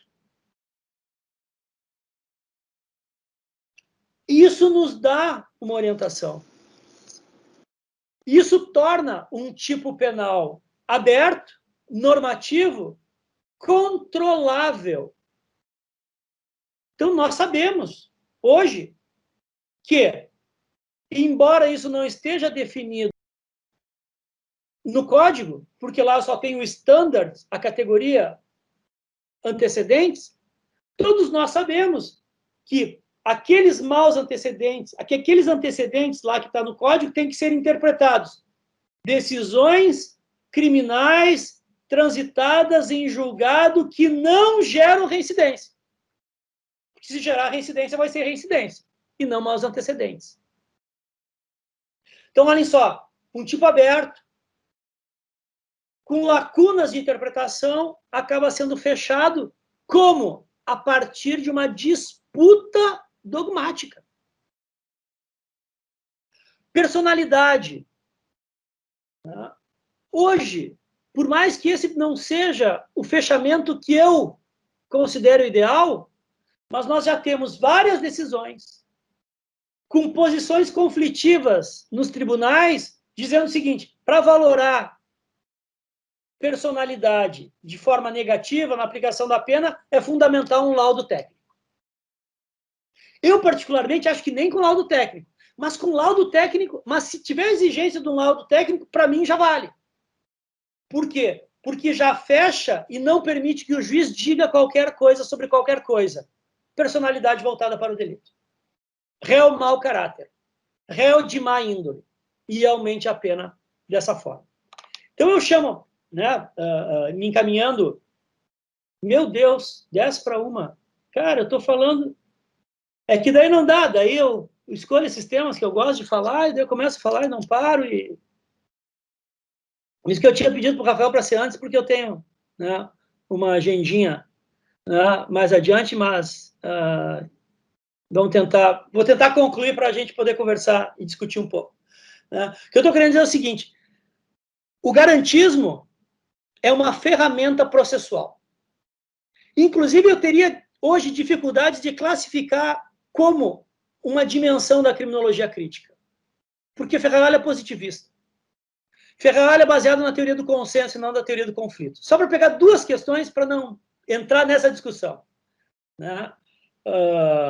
Porque Ferraralho é baseado na lei de Hume e criminologia para ele ele é neocantiano nesse aspecto, é ser e não dever ser. Mas isso nos dá uma ferramenta. E uma ferramenta de produção de conhecimento e de domínio crítico da dogmática para tentar conduzir o fechamento de tipos penais. E esta é a tarefa, uma das tarefas que nós, como criminólogos críticos, temos na dimensão da dogmática crítica. Porque, como críticos, nós temos 3 dimensões de atuação. Uma é na dogmática crítica, que é como operador do direito ou pensador do direito trabalhando nessas categorias, indo lá para trabalhar prisões preventivas, aplicação da pena, nulidade, para produzir interpretações e tentar produzir decisões garantistas, fazendo uma dogmática libertária e não uma dogmática autoritária. E é isso que eu chamo de dogmática crítica. Um segundo plano é uma crítica dogmática, onde a gente sai da dogmática, olha a dogmática como objeto e produz conhecimento sobre a dogmática. fazendo uma meta dogmática. Por isso que o subtítulo do Barata é Criminologia Crítica e Crítica do Direito Penal, porque ele utiliza o direito penal como objeto. E aqui nos permite pensar nos fundamentos do direito penal, tanto do ponto de vista criminológico, empírico, quanto do ponto de vista normativo ou filosófico. E aqui o garantismo também é válido. E a terceira dimensão desse nosso atuar crítico, daí sim, é a criminologia crítica, onde a gente vai confrontar o sistema punitivo com a sua realidade. Confrontar aquela fórmula da crítica que está sempre presente nos estudos, que é confrontar as funções declaradas com as funções reais. Nesse momento, a gente tira a toga, né, e veste o hábito do sociólogo, do antropólogo, do criminólogo e vai para campo, para produzir um conhecimento, mas um conhecimento que também será dogmaticamente útil, né? Então, acho que a gente tem que ter claro essas três dimensões. São distintas, uma não invalida a outra, e cada um de nós pode atuar numa ou em todas, né? Mas, por isso, aquele que vai produzir dogmática, né, tem espaço e deve dominar essas categorias, porque a gente não pode deixar esse campo, que é extremamente fértil, abandonado, né? Nesse aspecto, eu discordo, por exemplo, da Flausina, né, quando ela faz uma crítica à criminologia crítica, dizendo que a criminologia crítica ela é misógina, ali só fala homem branco, então eu vou ter que sair, vou ter que ir para outro lugar. Isso está num texto dela publicado, inclusive, pelo próprio Nilo Batista na Discursos Sediciosos, que é o principal veículo da criminologia crítica, né? Eu, particularmente, quero a Flausina aqui dentro, né? Porque se efetivamente a criminologia crítica foi o lugar onde só fala homem branco, né, embora críticos, né, nós temos que ter mulheres e mulheres negras e homens negros aqui dentro também, né? Não me parece que seja um campo, né, a ser abandonado. Assim como a dogmática, né? Porque muitas vezes nós que temos uma tendência mais crítica, e esse é o perfil de todos aqui, eu imagino, senão não estariam nesse grupo, é de rejeitar a dogmática e dizer, putz, isso é muito chato, não vai dar, né?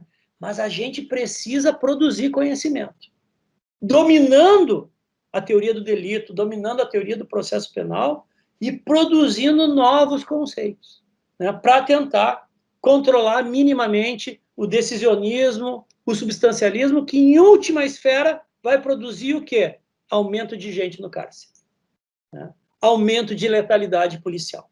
Esses fenômenos que a criminologia crítica também denuncia já há bastante tempo.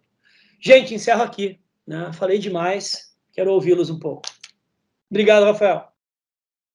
Rafael, muito obrigado. Fala maravilhosa, né? Uma exposição fabulosa. Para a gente é uma grande alegria receber você aqui, ouvi-lo aqui no nosso grupo, né? Estava muito ansioso por essa oportunidade, por esse momento. Eu queria te fazer uma pergunta, que foi algo que eu conversava muito com o Thiago, né? O Thiago era um cara muito angustiado. Às vezes a gente estava no escritório, batendo papo, final de tarde, assim, aí eu, na hora do almoço, começava a falar um pouco sobre algumas coisas, a gente escreveu muita coisa juntos, e eu me lembro que uma das nossas angústias que a gente compartilhava era o nosso ceticismo em relação à possibilidade de transformar essa realidade do sistema penal, né? E a gente até aqui na faculdade, na FDV, a gente já teve durante um bom tempo um grupo de estudos de abolicionismo penal, mas certa vez a gente conversando com um colega da Alemanha, é o Luiz, todo mundo sabe das críticas do Luiz Greco em relação às reservas que ele tem em relação ao tipo de conhecimento que a gente produz aqui no Brasil. E o Luiz fez uma crítica que, depois eu e o Thiago, a gente ficou conversando um pouco sobre isso, né? Ele disse o seguinte, olha, o problema no Brasil hoje é que se produz muita metanarrativa e que não se resolvem os problemas dogmáticos que deveriam ser resolvidos. E essa conversa eu tive também com o Antônio Martins, um amigo querido, seu amigo também, colega seu aí na UFRJ. Há poucas semanas eu conversava com o Antônio sobre isso, né? Sobre essa angústia. Eu falava, Antônio, mas e aí?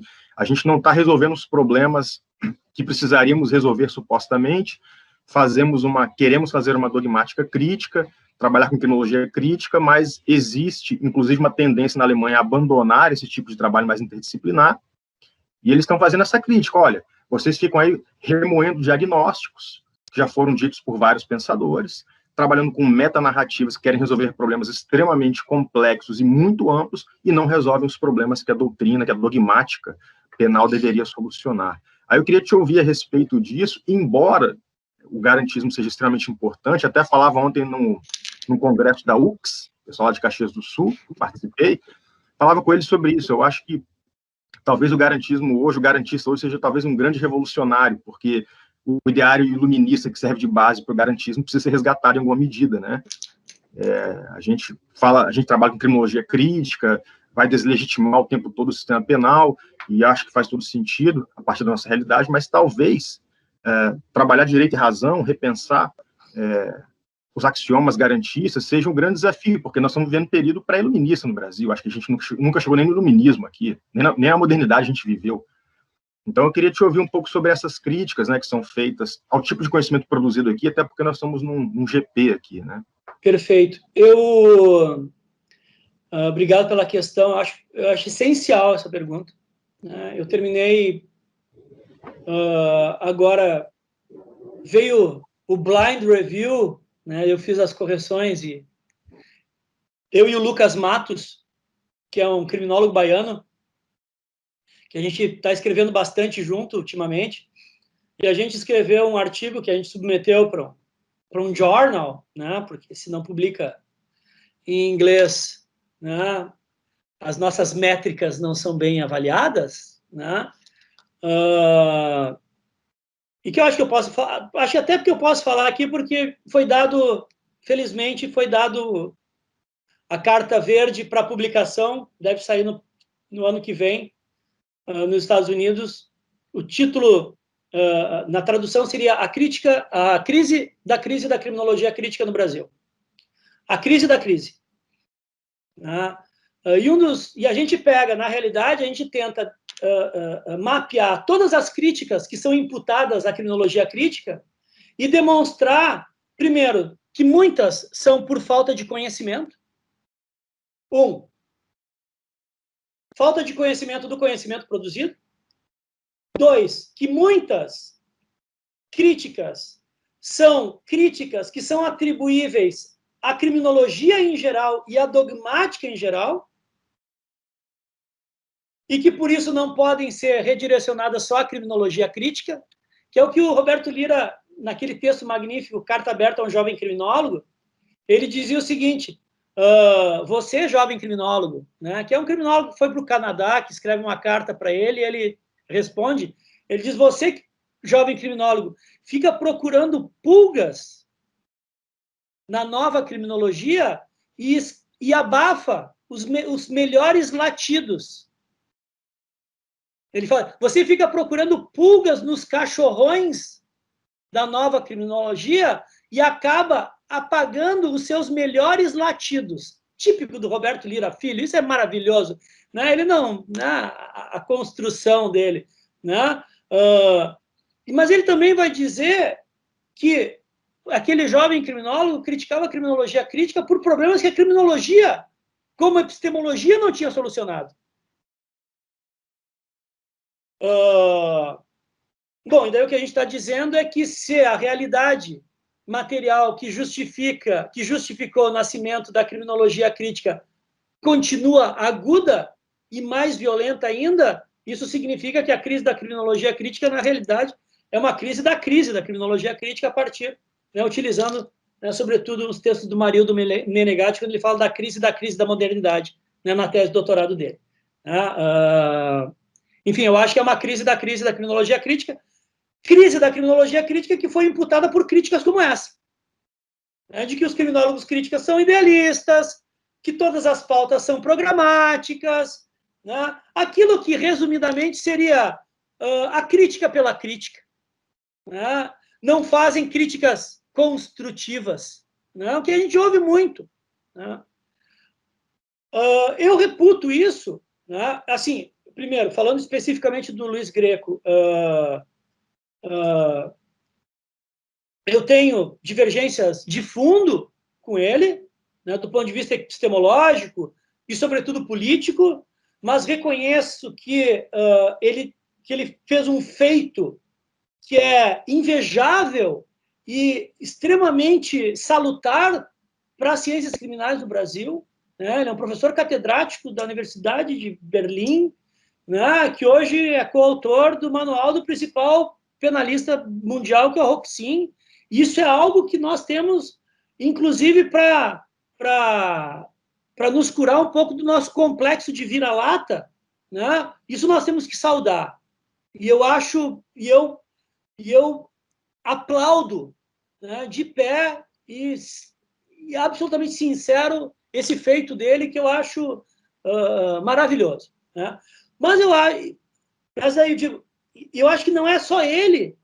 Né? Eu acho que muitos que fazem esse tipo de crítica desconhecem a tradição do que se produziu como conhecimento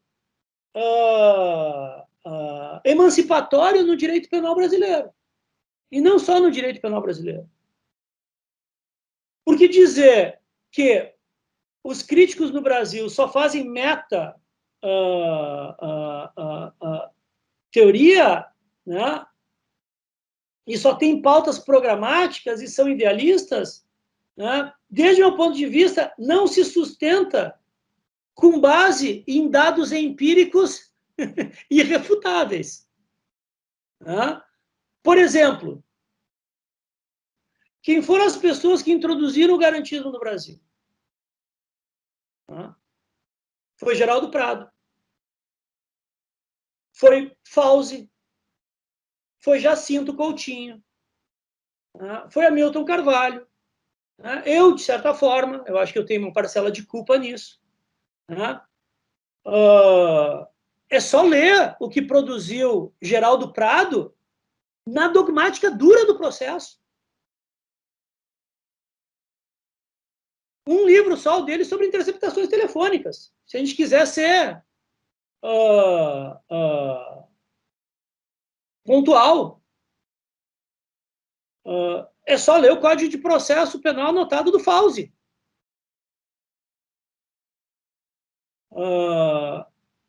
Bom, eu me dedico à aplicação da pena dentro da dogmática. Posso não fazer uma boa dogmática, posso ter defeitos, enfim, ok. Né? Agora, que, de certa forma, não dá para dizer, né, que a gente não enfrenta a dogmática, né? É só pegar os dois livros do Hamilton Carvalho, né, e aqui eu não quero, enfim, é meu pai, mas tentando me distanciar disso, ele tem um livro que é Garantismo Penal Aplicado e outro que é Garantismo Penal Aplicado na Execução da Pena, que é de decisões produzidas. Né?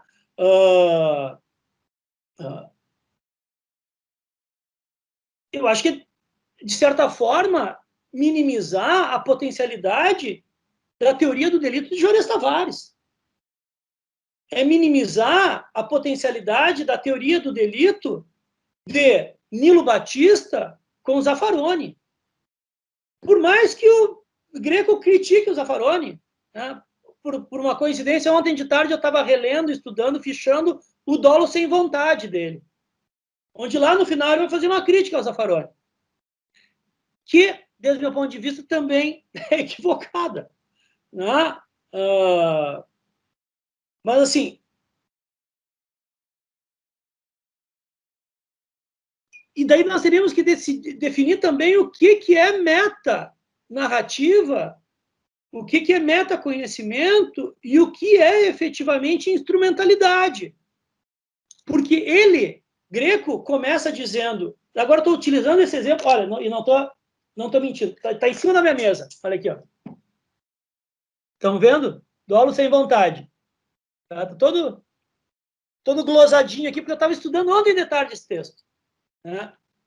Fui reler o novo sistema de direito penal do Welsel, fichei, para definir bem as categorias dentro do finalismo do que se entende por vontade, por cognição e volição, para depois voltar ao texto fazendo aqui um caminho que eu acho que é um caminho dogmático correto, né? Com todas as minhas limitações, não sou um Rafael que vai ler no original em alemão, estou lendo na tradução o Welser em espanhol, porque daí sim, bom, a minha limitação é essa, né? Mas acho que não estou fazendo um caminho errado.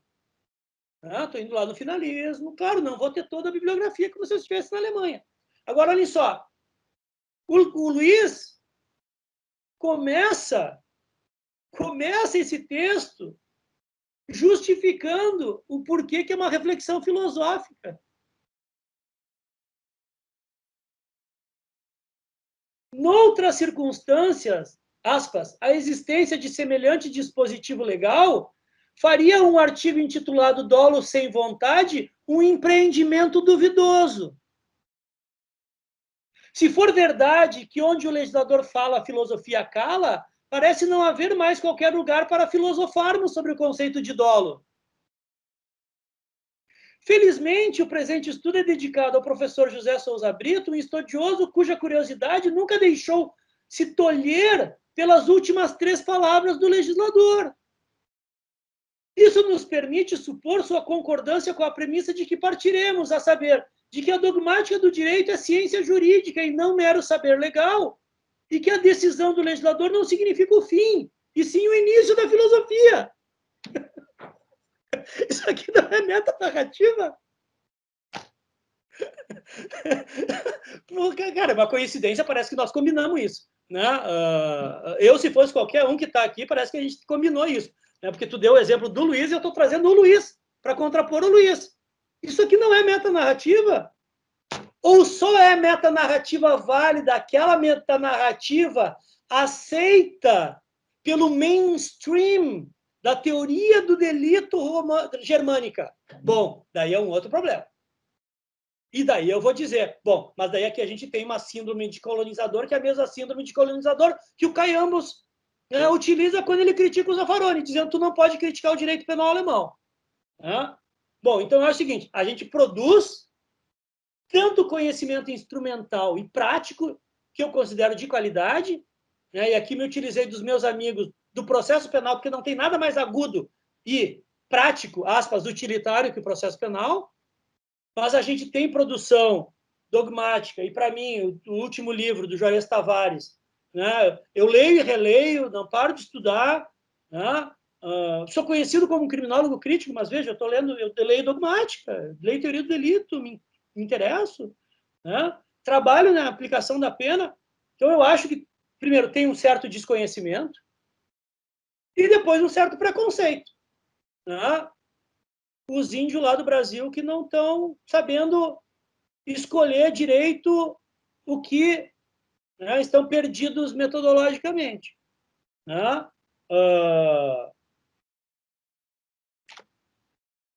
Onde eu poderia, citando Greco, dizer, criticar Greco. Me desculpa, mas onde o legislador fala, a filosofia não cala. E eu acho importante nessa aula, assim, a gente está fazendo aqui esse bate-papo, essa sua abordagem aqui, ela é fundamental, porque é uma crítica que a gente sofre diariamente, né? Quem trabalha com criminologia, e aqui o exemplo do Luiz, ele é só para ilustrar uma crítica que é recorrente. Claro. O Luiz é um querido, como você falou, uma referência dogmática penal. Sem dúvida. Né? Motivo do nosso orgulho, nossa elogiável. Alegria. Ele conseguiu um empreendimento que nenhum brasileiro conseguiu. Ele merece todos os nossos aplausos. Todos os nossos aplausos. Né? Só que eu acho que talvez em determinado momento ele possa... Né? Aliás, eu acho que mesmo antes de ir para... Eu conheci ele na graduação aqui na FND. Né? Acho que ele já tem, eu acho, uma perspectiva da personalidade dele, essa, né? De validar, né, o saber central e não dar muita... Né, mas eu acho que isso não é um problema só dele. Tem vários, né, autores que, se o conhecimento não é produzido lá, não tem validade. Mas esse é um outro problema. Né? Esse é um outro problema. Né? Eu, particularmente, acho que é insustentável empiricamente essa afirmação. E eu não vou nem mais falar do Luiz agora. Né? Leiam o texto do Aebi, Marcelo Aebi, saindo da dogmática e indo para a criminologia, que ele vai criticar o Barata e leiam a resposta da Helena Larrauri ao AEB. As críticas são essas mesmas, o idealismo, né, só metanarrativa, não tem pesquisa empírica. Não tem pesquisa empírica. Né? Eu posso citar aqui um dia, olha só o que eu fiz um dia, tão puto quando eu ouvi isso, de uma professora recém-aprovada no concurso da Federal da Bahia, vinda do Canadá, por coincidência, né, o texto do Roberto Lira, filho, né, dizendo que não se fazia criminologia no Brasil, porque não tinha pesquisa empírica. Eu estava num jantar em Salvador, na casa de um amigo, e disse assim, bom, vamos discutir isso? Vamos começar do Sul, que é onde eu conheço mais. Você conhece as pesquisas feitas pelo núcleo, coordenado pelo professor Luiz Antônio Bogo Kies, sobre prisões, na Universidade Católica de Pelotas? Na Universidade Federal de Pelotas, professor Daniel Brode de Souza, a tese de doutorado dele. Tá? E fui na Universidade de Santa Maria, professora Ângela Espíndola, né, sobre a questão do consenso na justiça criminal brasileira, a pesquisa empírica. Eu disse para ela, não cheguei nem em Porto Alegre, tu quer que eu continue? Conhece essas pessoas? Estou ainda no Rio Grande do Sul e não cheguei em Porto Alegre, estou só no interior. Né? E daí comecei, Porto Alegre, né, PUC, Unicinos, La Salle, né, dando exemplos.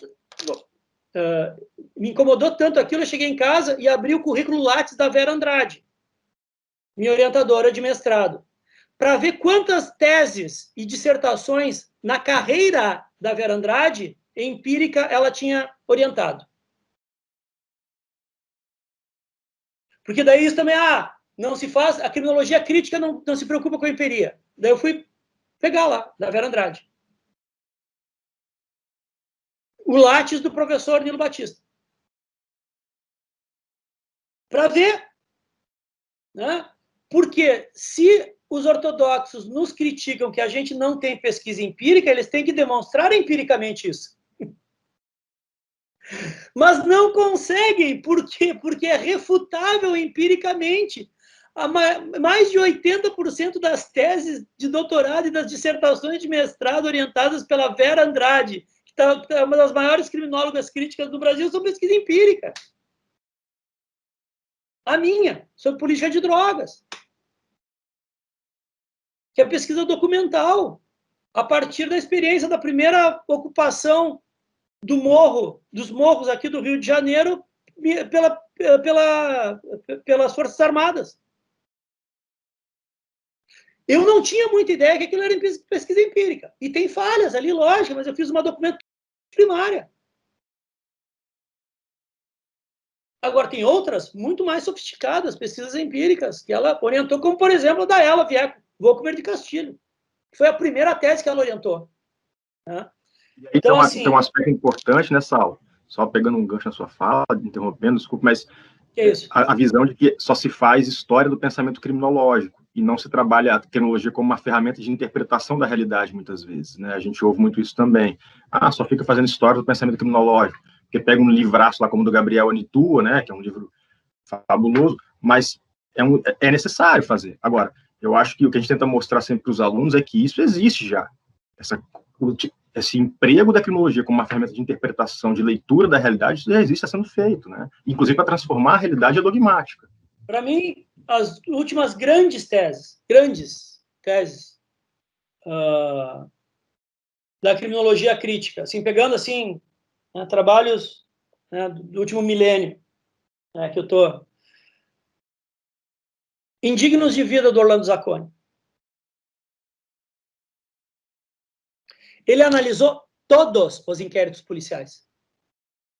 Não foi amostragem, foi 100% de inquéritos policiais de autos de resistência no Rio de Janeiro. Só isso, todos. Marília Montenegro, sobre violência doméstica. Olha só, Marcelo Semer também. Duas grandes teses. E, para mim, um dos mais marcantes trabalhos de criminologia do Brasil nesse milênio. Ana Flausina, a dissertação de mestrado dela. Lá tem pesquisa empírica? Não tem. Agora, tem uma reflexão teórica que vai orientar todas as outras pesquisas empíricas sobre criminologia crítica e questão racial no Brasil. Isso não é válido? Isso é fundamental. Né? Tula Pires, sobre criminalização do racismo. Pesquisa documental, maravilhosa. Enfim, então, assim, eu acho que tem desconhecimento, e tem preconceito, 2. Desculpa. Sim. Alguém...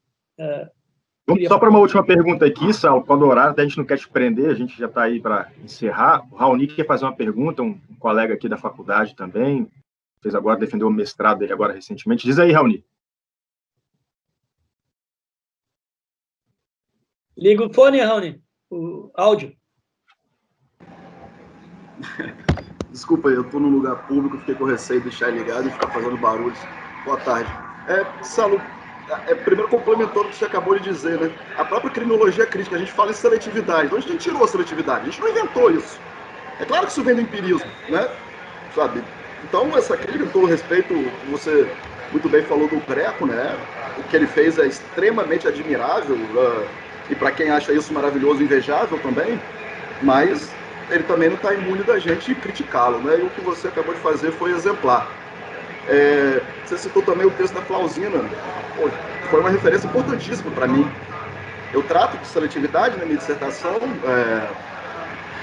e vou chegar na pergunta que eu queria te fazer, porque justamente o livro que você editou junto com o Evandro Pisa Duarte, em que você fala da criminologia queer e o Evandro fala da criminologia racial. No meu trabalho eu usei mais a questão da criminologia racial.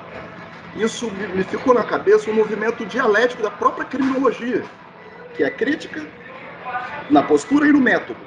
Então, mas ao mesmo tempo, nessa crítica da própria Flausina... Caiu, Raoni. Estamos sem teu áudio. Tem que reabrir o áudio aí, talvez.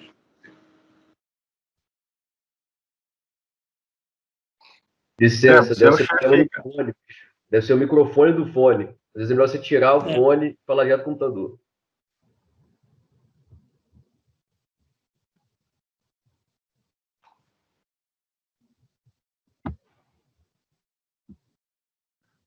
Bom, qualquer coisa também depois, Saulo, se ele não conseguir, eu posso te passar a pergunta dele e encaminho para ele. Eu só queria dar um exemplo para o que o Raoni estava falando. Não, vai tentando aí, Raoni. Tá me ouvindo, Raoni? Tu consegue me ouvir? Mas deixa eu só dar um exemplo nisso que tu falou, que é desse jogo dialético, e que eu acho isso riquíssimo. Né? Então, olhem só. Eu escrevi aqueles textos sobre criminologia queer. Tá? Aquilo ali é mais historiográfico? É mais metanarrativa? É. Claro que é. Agora, o último texto que eu publiquei sobre esse tema é uma análise de julgados, em que eu uso a categoria transfobia judicial para poder, onde eu pego decisões judiciais que mantêm mulheres trans em presídios femininos no Brasil, né? Ou seja, eu utilizei aquele referencial teórico, aquelas linhas teóricas do artigo e do livro, para depois fazer. Então, esse movimento, ele é natural, né? E ele é fundamental, né? Agora, é que, definitivamente, eu acho que não se acompanha, né? E isso a gente escreve bastante nesse artigo, né? Que assim que for publicado, eu vou, logicamente, divulgar, né? E que é um artigo que, enfim, a versão primeira dele em português, antes da gente traduzir, tinha 40 páginas, 46 páginas. A gente teve que, para ser aceito nos Estados Unidos, transformar em 8 mil palavras, né? Enfim, né? Mas não sei se era por aí, mas eu achei importante usar esse teu exemplo aí, Raul. Não, Fantástico. A gente já está ansioso, eu já estou ansioso para ler o texto, sabe? Muito, muito bom, e eu acho que tem muitos problemas e muitas críticas que precisam ser enfrentadas, nós precisamos lidar com elas, né? A autocrítica, muitas vezes, é a crítica mais difícil de ser feita, né? Então, a gente também precisa fazê-la, eu acho que é importante. Aqui nós temos pesquisadores com diversas linhas, trabalhos, temas, então, essa fala, essa conversa, essa exposição, ela é importante para os nossos alunos, para todos nós, né? E só, Rafael, só para eu terminar aqui, que tem outra crítica que a gente bate nesse artigo e que ela é derivada, e daí nós, como críticos, né, nos toca muito, quando Lukács olha para os pensadores de Frankfurt e diz: esse pessoal do Grande Hotel Abismo, a crítica do Grande Hotel Abismo, né, quando Lukács, né, critica Adorno, Horkheimer, né, como se eles estivessem vivendo num grande hotel, no lobby de um grande hotel, né, bem alimentados, e olhando e na sua frente um abismo. Que é o que o Aebi vai chamar lá no texto, né, da Torre de Marfim acadêmica.